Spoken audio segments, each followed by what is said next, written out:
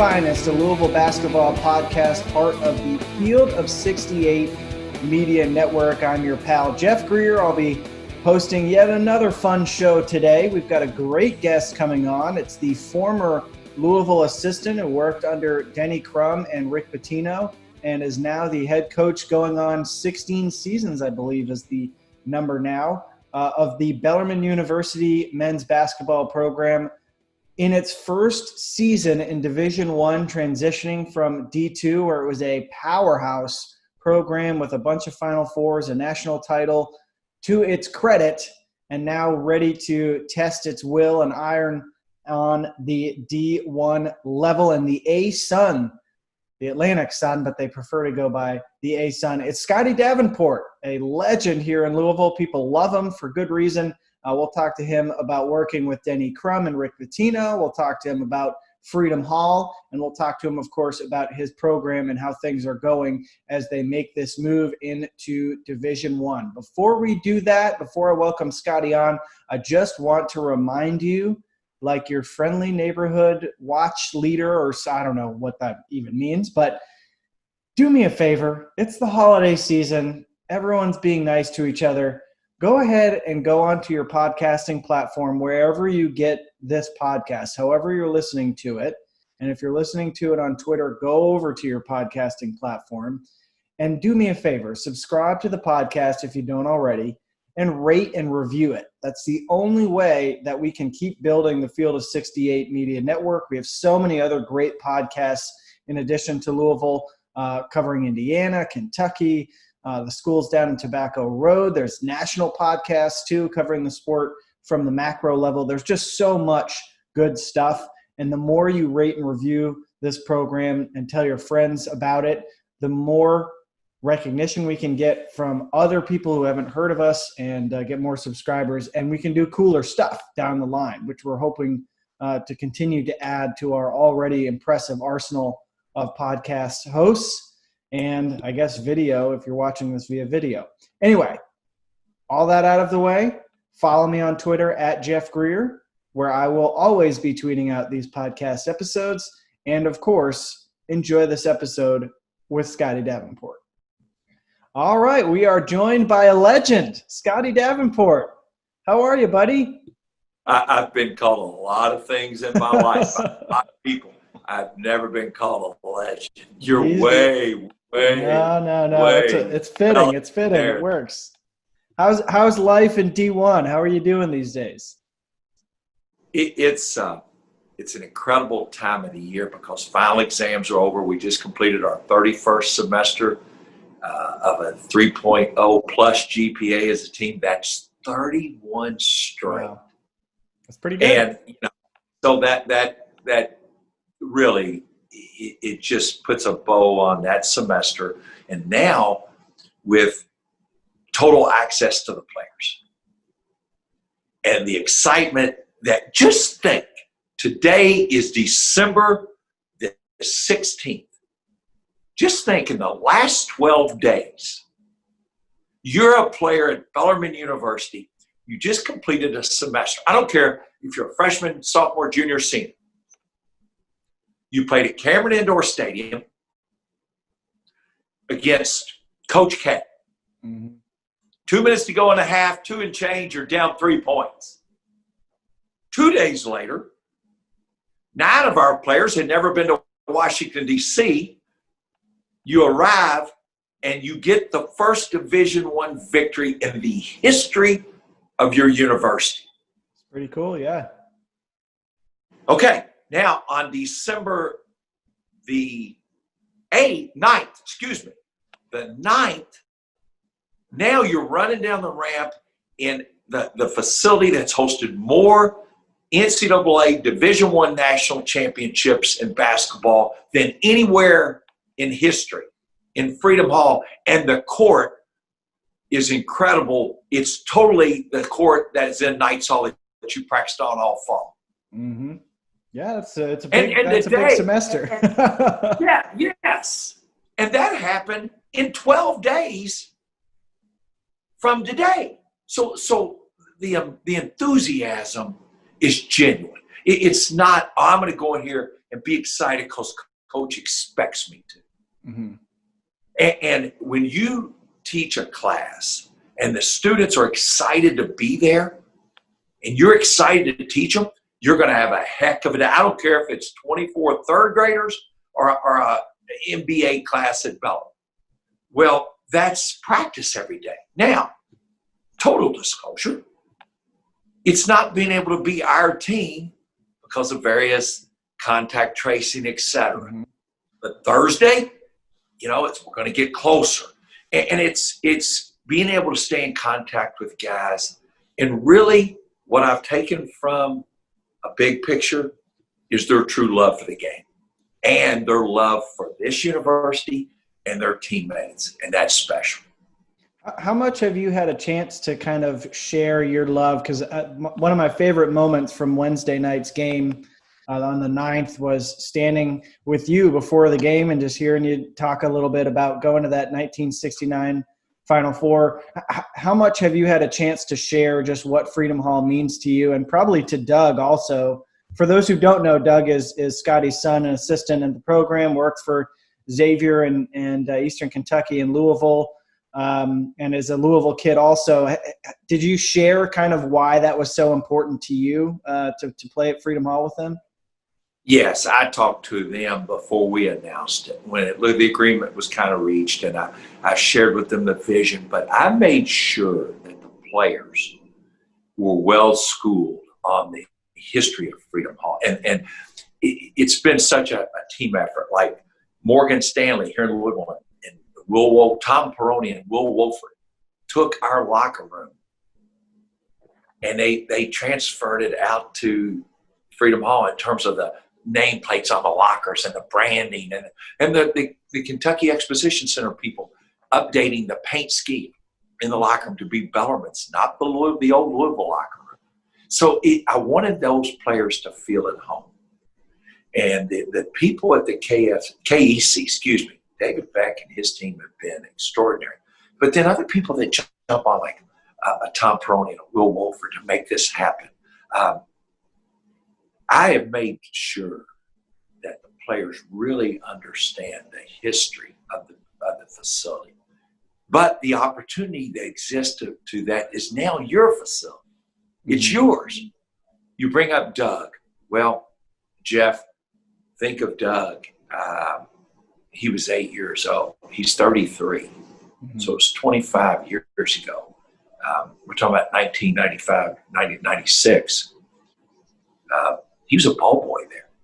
That's so cool. I took a job at Louisville. He was a ball boy there. Mm. So how do you think a 33-year-old feels walking down that ramp? He was a ball boy there. Yeah. See, yeah. You brought that up. You're the first person to bring that up. But just everybody asks me how I feel. Well, how do you think my family feels? Mm-hmm. Russ and Doug were ball boys at Freedom Hall. Sharon went through, us living a dream and being named an assistant coach at Louisville, and then being retained, under Coach Crum, and then being retained by Coach Patino. Think of her emotions the other night when she walked into Freedom. Yeah, that's big time. It doesn't just affect me. It doesn't. But I do want to convey that to these players where they really understand, and I give them credit. They do. They are like, they love it. They do. And good for them. They really embrace basketball. Yeah. Yeah, and you can tell that they have that fire and that passion. And for people who don't know, I mean, Bellarmine's program, it just always seems like you guys develop that culture really well, that there's a lot of mutual respect, that the kids enjoy playing at Bellarmine, the way you guys play. It's just kind of fun to follow that. I'm curious to ask you also, so one of my other favorite anecdotes was when you guys first found out that you were switching to Division I, that you're going to make that transition. You pulled out your notepad and wrote down all these people's names that you wanted to call. I'm certain that Denny Crum was on that list. Have you had a chance to talk to him since then about playing Freedom Hall and just making this move? Or We actually talked face to face. We were at a benefit right before the pandemic and all that. We were all there, and Freedom Hall wasn't yet into play, but Gotcha. Yeah. the transfer was. And actually, Jeff, one of my great plans was when we announced we were going to open our first Division I game ever would be in Poly Pavilion. Even during the pandemic, my vision was to have Coach Crum come to Bellarmine's campus and to speak with our players about Poly Pavilion. I mean, he's a former UCLA coach. I mean, he's a UCLA guy, true and true. And who better to educate them on the history and the pride of Poly Pavilion than Coach Crum? And then, the game gets moved to next year. But I sure hope we can do that in the future, without a doubt. I mean, I know Mick Cronin and I talk all the time, and I know the pride he's grown in believing in UCLA, but he's got a long way to go to catch up to Coach Crum. So what is your schedule going to look like for next year? Do you have any idea yet what you might be able to get onto it? Well, we've been led to believe that we will get a return game at Cameron Indoor with fans. Nice. And they were incredible. John Jackson, Nolan Smith, Coach K. There's no words to describe how classy they were in the scheduling process. The Mississippi State game that was scheduled will not be rescheduled. I believe the Gonzaga UCLA game are going to be they're going to be rescheduled. Okay. We will attempt to schedule them together on the same trip. This year, as we were putting the schedule down, it was going to be UCLA first and then Gonzaga right before Christmas. We believe those will be on the same trip based on it makes sense. When we were putting this schedule together, we didn't have that luxury. Now we do. So we know that, and we will try to continue to branch out. We were also canceled at Dayton, which, last year was going to be a number 1 seed. Yeah. It sure looked like it. And it's a very close game. So we will continue to, through relationships, cultivate the scheduling. Obviously, that it helps in recruiting, it helps you in financially, and it helps your university. But the first people, and always first, the excitement of the players. All right, so I got to ask you, and I've been vouching for this for years. I don't know if you remember me doing this in the Courier Journal or not, but I wrote a few years ago how desperate this area, we'll call it Kentuckiana because we're right across the river from Indiana. We've got to get some kind of regional event, and we can get the big boys, Kentucky and Louisville and Indiana, and we can get the Murray States and the Bellarmines and the Eastern Kentuckys. We got to get them all under one roof, 8 teams, maybe have a couple play-in games if you want to call them that, preliminary rounds. Just get everybody in one place because we got to see Bellarmine. We got to see you guys play Louisville and Kentucky and all those teams. I vote yes. Okay, good. I got one key vote. I remember your piece in the Courier, mm-hmm. But at that point, we didn't have a kind of a seat at the table.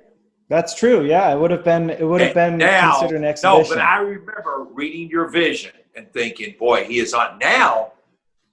Now, Jeff, here's where my take on that is now. First and foremost, it helps the game of college basketball. Mm-hmm. Period. It does. So that should supersede every argument. Second, I think it helps all the communities involved, be it Lexington, be it Murray, Northern Kentucky, Moorhead, Eastern, Louisville. I think it helps all the communities. And right now, more so maybe I know in your history, not in mine. I lived through, civil unrest back in the 60s and the busing in the 70s. But I know what sports can do and how we could bring together this community. Could you imagine, Jeff, 23,000, 22 and change in the Yum Center of first responders, teachers, these health professionals, and all these, the doctors, the technicians, the nurses, the surgeons, you name it. What about community centers? Mm-hmm. And you put a rear end in every single seat. Well, I don't know any device that can bring them together better than athletics, and specifically college basketball. Was it 17, 18 straight years we're the number one market in college basketball? Yeah. Okay. Then what better way? And let them. It's just good for the game. And specifically, it's good for the community, and the players would just love it. Oh, and there's no question about that. You had a vision. I vote yes. Okay. Well, I'm excited. All right. So I got one vote. I just got to make a few more phone calls. I'll get AW. I'll get Chris. I'll get Cal. I'll get them all to sign up. You think of the people that just think of teachers through what we've had to go through. Think of the community centers that play such a vital role. Our first responders, our police, our EMTs, our firefighters. What about our military? What about our veterans? I mean, I can go on and on and on. That this would be beneficial to become a celebration around the one thing that unites this area of the country better than any area in the country. I'll take on the Tobacco Road Group. I'll take them on with Kentuckiana and college basketball. I will. Yeah, it's pretty serious around here. I've learned that over the last 7 years. It's even more serious than I think I thought it was coming into this region. So that's for sure. So tell me how has this gone as far as how has the D1 transition gone as far as preparing and having your guys ready to go? Is it any different once you get down to the brass tacks of preparing for games? Well, the two biggest transition issues, number one, recruiting. And it wasn't the type of players we recruited. Nothing changed. It was who we were recruiting against. That changed. But we still will base our future on the biggest lost art in college basketball, and that's the ability to judge talent. And we had 3 young men sign in November. Ben Johnson, who's going to become the all-time leading scorer in the city of Lexington basketball history. And it was amazing. And he committed a year ago in January. And a young man, Kurt Hoff, from Ferdinand, Indiana, who as a freshman and sophomore, it's Indiana, Purdue, and Illinois, and Evansville, and Notre Dame. It's all the Midwest schools. Because he led his team to a state championship final game as a freshman. As a sophomore, they were not quite as good. They had lost some players. And then his junior year, he's ruled ineligible because he transferred schools. And then the pandemic hits, so nobody – and we stayed the course. And he signs with us.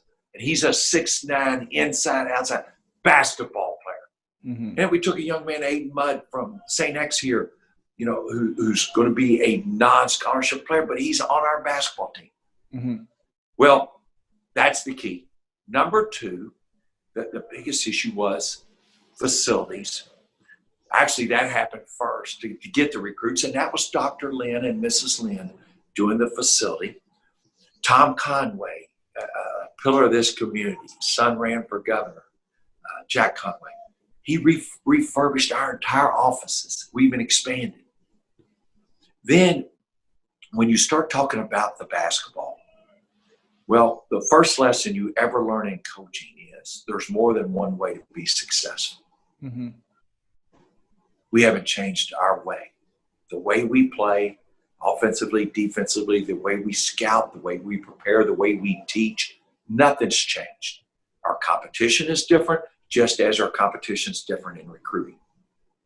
But the vision has been incredibly exciting. And the key was this staff was Doug and Bo and Al, Bo Braden, Al Davis, Scooter Galloway, getting these 3 players signed, and then we move forward because it established credibility.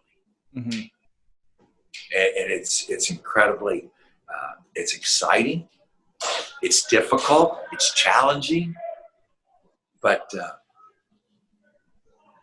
I know this. The players enjoy the journey. And like the first win against Howard University, that Sunday night was not a destination. It was an achievement. 4 days later, we lose in Freedom Hall, our first home game against an undefeated Chattanooga team. And my highlight of that night was the disappointment in the locker room. Now, I don't like seeing our players hurting, but they were hurting. But there was not the win of the night was their encouragement, because they said, man, we can do this. Hey, let's face it, there's some uncertainty. We went from Duke to Howard. That's a pretty wide range. Yeah. You know, we got beat 22. We won by 21. Now, we don't think the 22-point game should have been 22, but, you know, it happens. That's not important. We play an undefeated team that hits 17 threes. Program record. That's a program record. Program 17 record. threes. Incredible night. But they were undefeated. You give them credit. But the last three players in the locker room, Justin Betts, Dylan Penn, Pedro Bradshaw, were incredibly distraught. But they were so encouraged. They can't wait to get back in the gym because, Coach, we can do this. Coach, we felt like we really can play our way and be successful. So let's go. Let's go. You know, we run into some COVID issues with playing at Morgan State, but Saturday night we're going to play in iconic Freedom Hall, taking on a Middle Tennessee team. Just think. Now, Jeff, I'm trying to just be straight. This will air when? Sometime this week. So this will be before you guys play on Saturday night. Okay, let's think of a Saturday in Louisville, Kentucky. You have IU Butler at 11:30. You have Louisville, Wisconsin, 2:00. You have Kentucky, UCLA at 4. Precipitation has been detected near your location. And you have Bellarmine, Middle Tennessee at 7:00 in Freedom Hall with concessions. Now, let me add. That's a big one. and what a Saturday before Christmas that is. Yeah, that's big time. And the cavalry arrived on Sunday with the vaccines being distributed right out of here of the world hub for UPS. What a week now. You got Butler, Indiana, 11:30, Louisville, Wisconsin, 12, UCLA, Kentucky, 2:00. Establishments are open, restaurants, bars to 50%. You got time to grab a meal, take care of our local people. And it's 7:00, Freedom Hall, Bellarmine, Middle Tennessee. And then Christmas the following Friday. That's a heck of a Saturday, right? That's a big Saturday. That's a nice little Saturday. I like that. Well, I'll ask you two more things. I know you got to get out to practice here. Let's see. All right. So I got to get you out of here. I want to ask you two more things. One is I'm always so curious about this, and I've had a lot of conversations with my fellow writer/broadcaster friends who follow college basketball, and I'd love to hear your thoughts on this. So college basketball, the game has evolved so much that everybody shoots a lot of threes now. Most people shoot a lot of threes. It's gotten to the point where teams like San Diego State really do a nice job of basically defending everything but the three, and they say, go ahead and beat us, because so many places try to shoot a lot of threes, but they're not actually good at shooting threes, which kind of shoots yourself in the foot. But Bellarmine has consistently been one of the best three-point shooting programs, no matter what level, over the last 5, 10, 15 years, around 40%. So I wanted to ask you, how do you evaluate a true shooter versus a scorer who could get going from three but is not going to be that same consistent shooting presence? Well, and I know you're new to, and we're so fortunate to have you. On our team with the ESPN Plus broadcast. We are so fortunate. We really are, Jeff. I'm excited too. This will, and the job you did was absolutely astounding. Thank you. I appreciate that. This is the misnomer of Bellarmine basketball. So 6 of the last 10 years in Division II, we led the nation in field goal percentage. In 3 of the remaining 4 years, we were in the top 6. So in 9 of the last 10 years, we've been at the top of field goal percentage in the nation. 2 of those years, we led the world. We went to the Euro League, the NBA, Division 1, 2, 3, JUCO. We went to NAI. We said we led the world. Well, everybody thinks you got a bunch of guys just stand out there and shoot threes. Mm-hmm. Here's the outlier. Last year in a 14-team league in the Great Lakes Valley Conference, we were 7th in threes attempted. So it's not how many, it's the percentage you shoot. Right. Because if you're going to shoot a high percentage, as long as there's been the game, as long as since Dr. Naismith invented the game, common sense tells you the closer you can shoot, the more you're going to make. Mm-hmm. So I think the one thing, and you're right, your point is 100% accurate. The game has evolved to the three-point line. Did it moving back a foot change it? Yes. Mm-hmm. In terms of percentage, not in terms of percentage of attempts. Mm-hmm. It did. But here's the one change, is balance wins basketball games. Mm-hmm. It always has. You bring up San Diego State as a great defensive philosophy viewpoint, but balance wins. I don't think you can be one-dimensional and shoot all threes or shoot all inside or give up no twos and give up all threes. I don't think you can win at the highest level without balance. Mm-hmm. And I think that's been true in the history of college basketball. I do. Inside, outside play. Now, if you break the NBA numbers down, and we do this, and the NBA analytics are phenomenal, but like what the NBA shoots off one dribble versus no dribble and catch and shoot, those percentages are mind-boggling. That's the greatest 360 players in the world. Of course, yeah. So you learn from the best, but we're always going to stress balance here. And I think you'll see as college basketball continues to evolve, it's still going to be the most balanced teams inside, outside that win at the highest level. For sure. I think that's the best approach. Stay the course, keep doing your thing. It's clearly worked for you guys. The last thing I want to ask, and this is red meat for Louisville fans, so I got to feed them a little bit. You got to tell me, what was your first week working for Rick Pitino like? What sticks out from that experience? Okay, so here's what happens. Coach Pitino is hired, and there is a community welcoming celebration down at the International Convention Center. I've got the team there. I've gone and reserved a room. Tom Jurich had told me now, can you hear that? Yeah. My phone's ringing with one shining moment. I love it. That's great. As you bring up Rick Pitino, my phone is ringing with one shining moment. We couldn't script. Now you tell me anybody can script it. That's about as good as it gets, Scotty. That's perfect. Okay. So I had, Mr. Jurich had told me, he said, Coach, Coach Crumb's going to retire. He said, take care of these players. And I mean, literally 20 hours a day, Jeff. My office was open. Ellis Miles, Larry Open. I mean, no, we hadn't signed yet. Ellis Miles, you go on and on and on. I was in there for those guys. Mm-hmm. I was going to be there 24 hours a day, 7 days a week for those kids. Coach Pitino's hired.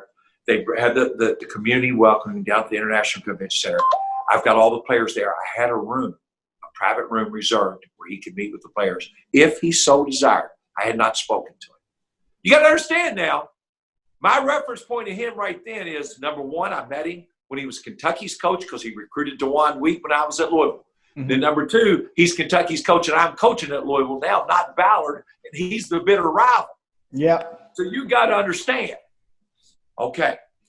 I mean, you know where I'm going now. So yeah. I got this room ready, and he says, hey, Scotty, how you doing? Good to see you. I said, Coach, congratulations. Are the players here? I said, yes, sir, they are. So I'd like to meet with them. I said, well, they're in a room, Coach, right here. I take him around the room, and he said, I want to meet with them privately. You step outside. Now, what do you think was going through my mind? Lord knows at that point. Well, your career just ended at Louisville. Yeah. Okay. So I close the door, and he has the celebration. I'm the last to leave the place. Ray Ganong and I drove Coach Ganong home, and he said, I'm going to say something to you. He said, I don't know what will happen with me, but if anybody on this staff deserves to stay, you do. And I said, well, Coach Ganong, that's very nice of you, but it doesn't look like it. Mm-hmm. So in the next 2 weeks, he starts assembling his staff. He brings in Kevin Willard. He brings in Jeff Noyes, who was his personal assistant with the Celtics. He brings in, Fred Hina. And he goes, do you know Mick Cronin? I said, yeah, he was at Cincinnati. I said, I know of him because he coached high school at Woodward when I was at Ballard. Well, all of a sudden, one morning, we've got individual instruction at 7:30. We're on the court, and I'm there. I've got the players on the court at 6:45. I've got them warming them up. I'm not on the staff. I don't know who's going to be. He comes in and says, Scotty, step into the coach's locker room. Cardinal Arena. We go in the coach's locker room. Now, what are you thinking? Well, this is it. Mm-hmm. This is it. Walks in, and he goes up. I've never kept a coach from a previous staff in my life. Nowhere. The Knicks, Providence, Celtics, Boston, never. Kentucky. And I looked at him and I said, yes, sir. I'm aware of that. And he lost his momentum. He goes, what do you mean you're aware of that? And he goes, I said, Coach, you're at Kentucky. I'm at Louisville. I've read every book. You're the bitter rival. I've read every book. I've listened to every speech. I said, I know everything. He started laughing, like really laughing. And he said, but I'm keeping you. Wow. And he said, don't tell anyone. You can tell your family, but I'll announce it next week. So we go out. We go through individual instruction. We walk up the 3 flights of stairs. We get to the top of the stairs, Jeff. And he turns to me to tell you how thorough Coach Pitino is. He turns to me and he said, Scott, he said, your 2 sons, how old are they? 9 and 10, 9 and 11. I said, they're 8 and 10. He said, and when you lost your father, how old were you? You were 8. Were you 8 or 9 when your dad died? And I said, I was 9, Coach. It was Halloween day, 1:15 in the afternoon. I was 9. And I'm thinking, what is he doing? Mm-hmm. And he goes, I want you to go see Coach Ganong today because you can't look like that and work for me. You can't, you don't have any stamina. Mm-hmm. And he said, how'd your dad die? I said, massive heart attack, 15 feet from me. He said, name me one thing you ever saw, your dad ever saw you do. Name me one thing. You were 9. He never saw you play a junior high basketball game. Never saw you play in high school, graduate from high school. He never saw you graduate from college, get married, or start a family. He never saw you do one thing in your life. He said, get yourself in shape so you get to experience Russ and Doug and the things that your dad never got to see you do. I walked down those steps. I met with Coach Ganong. He did my full body comps. And 1 year to the day, I lost 79 pounds. Wow. 79? That's crazy. In 1 year. Good Lord. And now I've lived to see Russ and Doug both graduate college, both have master's degrees, both have married. Doug has a granddog, Charlie Brown. Russ has a beautiful our granddaughter, Ren Elizabeth. And how thorough was he, Jeff, that he knew all that? Yeah, that's pretty impressive. So when you ask about my first weeks, so that very day, we go recruiting, and we're driving to a junior college, to Wabash Junior College. Mm-hmm. And halfway there, Antoine Barber was the kid. He's from Elizabethtown, Kentucky. He turns to me and said, there was a large faction of people didn't want me to retain you. And I looked at him. I'm like, I thought people liked me. And I said, what? He goes, oh, there was a large number of people in this community that thought I was making a mistake if I retained you. He said, you want to know why? I said, yes, sir. He said, they told me you were so loyal to Coach Crum that I was making a mistake. And I looked him in the eye and said, no, you're wrong. He will be that loyal to me. And I'm proud to this moment I have been every second. But, who knows that day how that changed my life. Yeah. Physically, mentally. Now, working for him it's there's no words to describe it. Yeah. Pretty There's intense. no words. But to see it, Jeff, you asked like the first 10 days, et cetera. Well, let's fast forward to 05, winning the regional and going to the Final Four in Albuquerque. We get to the airport. They had given our plane away. It was a charter. It's a long story. But anyway, we had to bring another plane in, so we're kind of delayed. They wanted us to wait in a hangar because we've got 300 some odd people from the university, the band, the cheerleaders, it's everybody.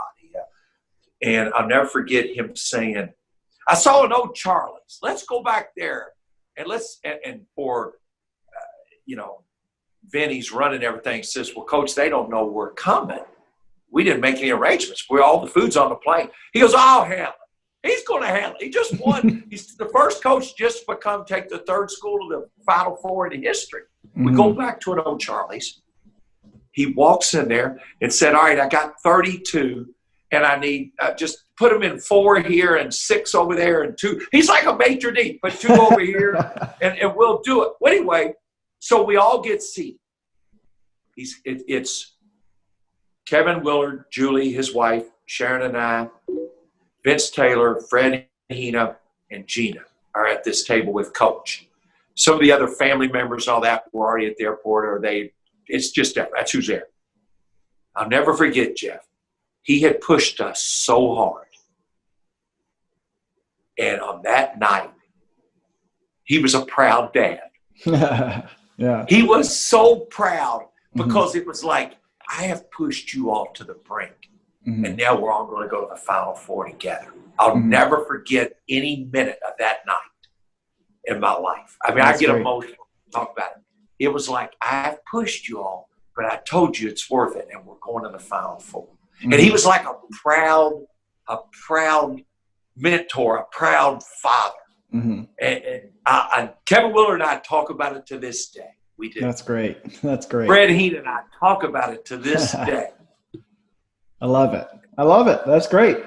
There you go. That's a nice memory. Well, there is nobody better in the city of Louisville to talk about all of the history of this college basketball town and all the stuff that you've experienced. So I really appreciate it. I know, let's see, we're running. Oh man, I've run you over. You got to get to your individuals. But we will be seeing you this weekend, and best of luck. And I love talking to you every chance I get. So I really appreciate you taking the time. Jeff, you're a pro. We appreciate everything, man. Have fun. Keep it up. Thank you. Hey, I'm honored for the opportunity. Thank you. Thank you very much. Have a good day. Okay. See you, Scotty. Thanks.